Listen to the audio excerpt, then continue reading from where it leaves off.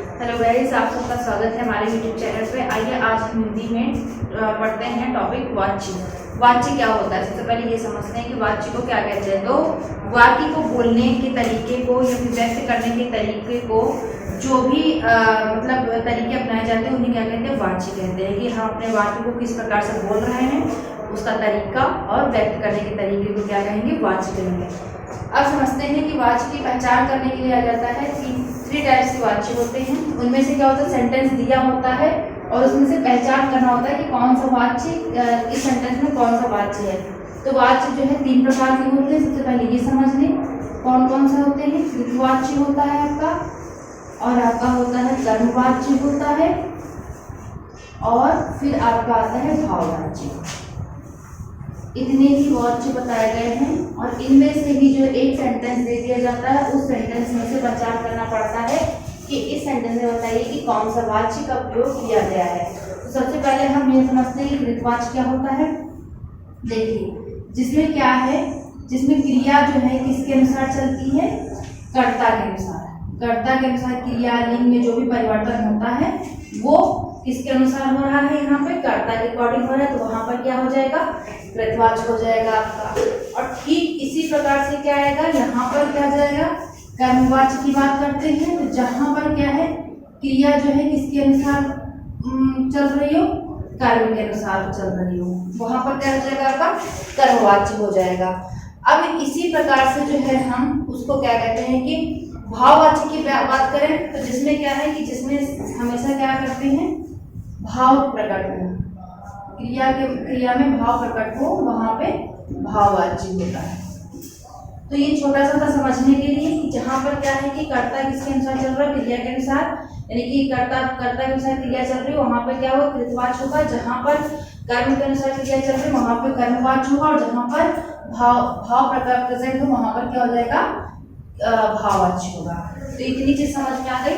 अब हम देखते हैं कि क्या होता है कि कृतवाची को समझने के लिए एग्जाम्पल्स के रूप में, जैसे यहाँ पर ये कहते हैं हम कि मोहन ने राम को पीटा। मोहन ने राम को पीटा। मोहन ने राम को पीटा। देखिए यहाँ पर जो क्रिया आई है आपकी किसके अकॉर्डिंग आई है? आपकी कर्ता के अनुसार आई है। राम ने मोहन को पीटा।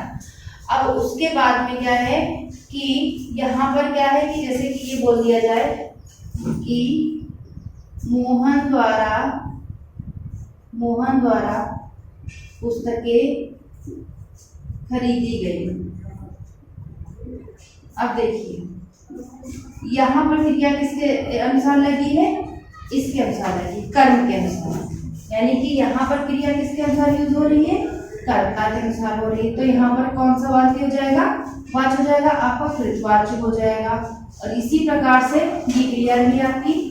और इसी प्रकार से यहाँ पर जैसे कि हमने ये बोला कि पुस्तकें खरीदी गई, तो यहाँ पर क्या हुआ? पुस्तकें क्या हो गया? आपका कर्म हो गया।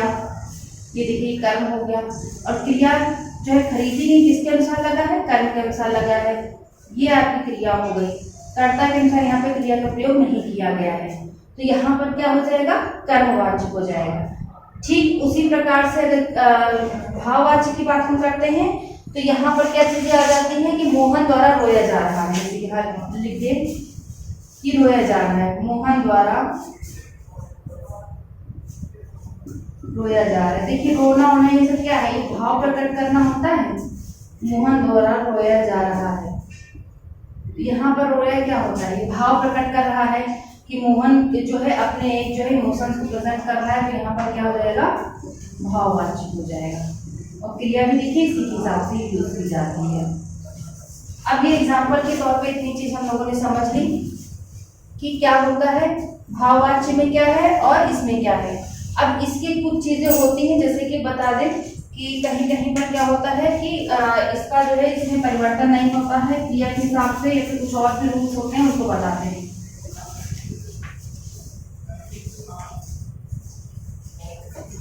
जैसे ये कह दिया जाए पहचान के नियम जो भी है, और भी एग्जाम्पल आ जाएगा चिड़िया के द्वारा जो है आसमान में बहुत ऊंचे ऊंचे उड़ा जा रहा है, या फिर ये कह देगा पहचान के नियम कैसे करेंगे। 2-4 पहचान के नियम देख लेते हैं इनके किस प्रकार से पहचानेंगे इन सबको।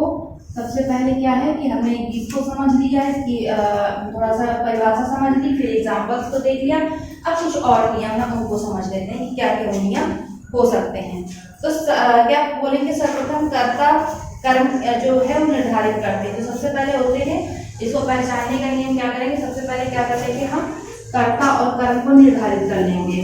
कर्ता या कर्म का निर्धारण कर लेंगे। कैसे, जैसे कि अभी हमने यहाँ पे बताया है कि यहाँ पे कर्म है, यहाँ पे कर्ता है। तो जब हम कर्ता और कर्म का निर्धारण करना सीख जाएंगे तो फिर क्या हो जाएगा, वहां पर जो है हमें इस चीज की पहचान हो जाएगी कि इसमें कौन से वाक्य की बात की जा रही है। और फिर क्या हो जाएगा, कर्ता का लिंग परिवर्तित करते हैं। जैसे कि अभी आप लोगों को और एग्जाम्पल्स हम बताएंगे।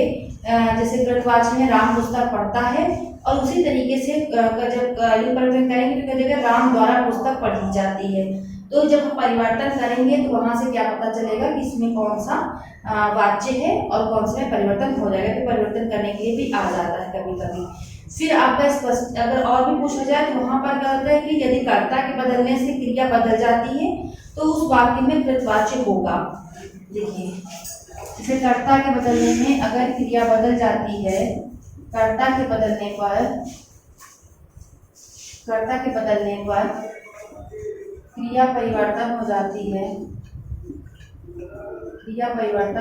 है, तो वहां पर क्या होगा, कृतवाच्य होगा।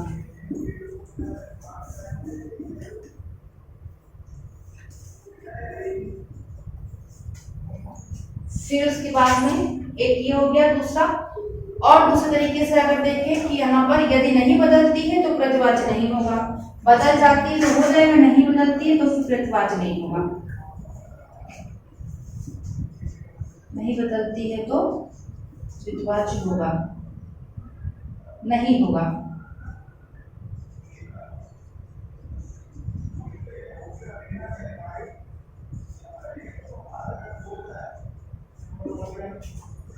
और एक दो चीजें देख लेते हैं इसमें कि वाक्य में क्या कहते हैं कि जब यह निर्धारित हो जाए कि वाक्य में कृतवाच्य नहीं है तो क्या होगा कि वहां पर कर्मवाच्य होगा। सीधी सी बात है, जब कर्तावाच्य नहीं होगा तो वहां पर कौन सा होगा, कर्मवाच्य होगा।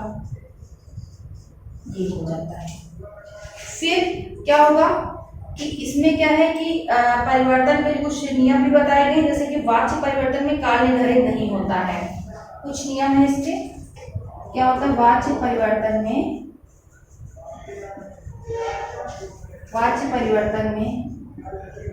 काल का निर्धारण नहीं होता है।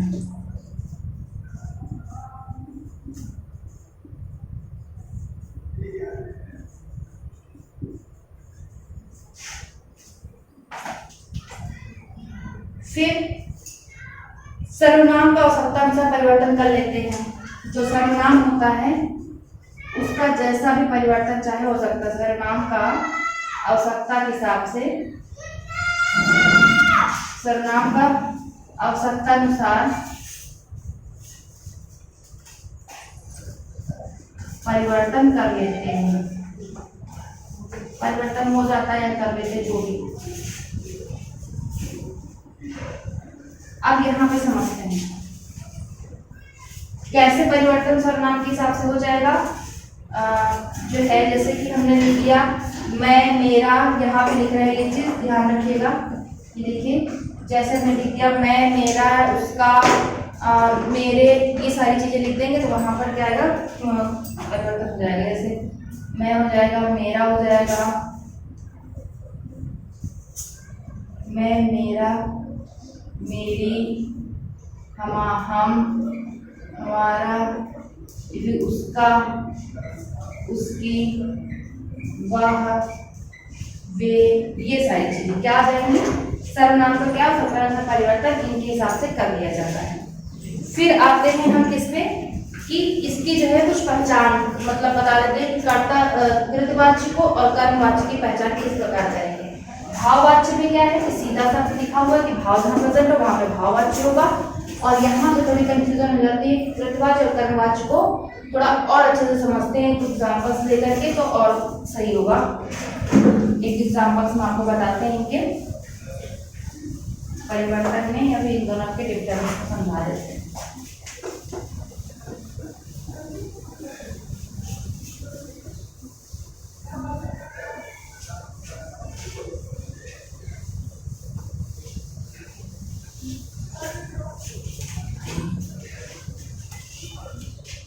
ऋतुवाच्य परिवर्तन के कुछ अंतर बताते दोनों में। ऋतुवाच्य और यहाँ पर लिखते हैं कर्मवाच्य, दोनों में अंतर देखते हैं। सबसे पहले देखते हैं ऋतुवाच्य। जैसे कि मैंने पहले बताया कि राम पुस्तक पढ़ता है, राम पुस्तक पढ़ता है। अब इसको जो है क्या है, यहाँ पर क्या है, राम क्या है, करता है, राम पुस्तक पढ़ता है यहाँ पे। और क्या है कि यहाँ पे देखिए क्रिया किसके अनुसार लग रही है, राम के अकॉर्डिंग लग रही है। ठीक इसी एग्जाम्पल को इधर लेंगे समझने के तौर पे कि राम द्वारा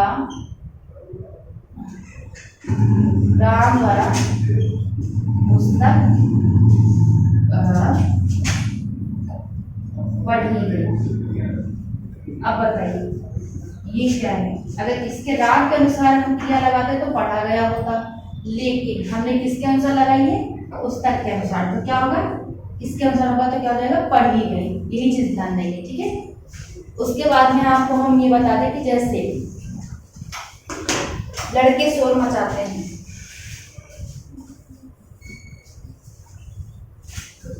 लड़के शोर मचाते हैं, यहाँ पर भी किसके अनुसार लग रही है, कर्ता के अनुसार। जैसे हमने बताया कि सर्वनाम के हिसाब से क्रिया जो है परिवर्तन जाती है, तो यहाँ पे क्या हो गया, इसके अनुसार जो क्रिया का उपयोग किया गया। अब यहीं पे देखिए इसी एग्जाम्पल को लेंगे, क्या होगा, लड़कों द्वारा शोर मचाया जाता है, शोर मचाया जाता है। यहाँ पे किसके अनुसार लग रही है क्रिया, इसके अनुसार। बस यही चीज परिवर्तन करना आ जाएगा, तुरंत आप लोग समझ जाएंगे कि क्या है। फिर आप देखिए और बताते हैं एक एग्जाम्पल और समझ लीजिए। जैसे लड़कियां गाना गाती हैं, लड़कियों द्वारा गाना गाया जाता है, लड़का फुटबॉल खेलता है, लड़के द्वारा फुटबॉल खेला जाता है। मैं पत्र पढ़ता हूँ, मेरे द्वारा पत्र पढ़ा जाता है। यही सारी चीजें हैं कि यहाँ पर क्रिया का क्या है कि जो भी क्रिया होती है यहाँ पर जो कर्ता दिया होता है, जो भी होता है उसके अनुसार से यहाँ पर क्रिया का परिवर्तन, यहाँ पर जो कर्म दिया हुआ इसके अनुसार परिवर्तन होता है। जैसे कि मैं बता दूं कि एक एग्जाम्पल ये बता दूं, मैं पत्र पढ़ता हूँ। एक और बता देते हैं, आप लोग इतना समझ में आ चुका होगा, मैं पत्र पढ़ता हूँ। देखिए यहाँ पे क्या है, मैं के हिसाब से लग रही है क्रिया, तो क्या हो जाएगा, ऋतुवाच्य। बस यही पहचान करना है किसके अनुसार क्रिया का प्रयोग किया जा रहा है, तो उसमें वाच्य का पहचान जो तुरंत आप लोग के हो जाएगी। फिर आपका यहाँ पर आ जाता है, जैसे क्या है, मेरे द्वारा पत्र पढ़ा गया, मेरे द्वारा पत्र पढ़ा गया।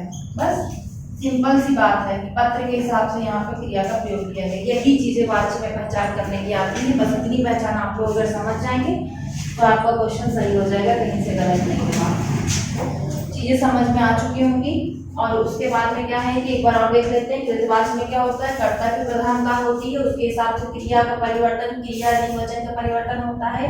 कर्मवाच्य में क्या होता है, कर्म के अनुसार क्रिया लिंग वचन का परिवर्तन होता है, कर्म की प्रधानता मानी जाती है।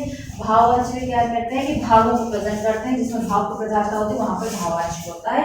और एग्जाम्पल आप लोग बता रही हैं, बस इतना आप लोग देख लीजिएगा, आ जाएगा समझ में। नहीं आता तो आप लोग कमेंट करें। और आज के लिए इतने काफी है, इसके बाद में हम नेक्स्ट वीडियो बनाएंगे। थैंक यू, धन्यवाद।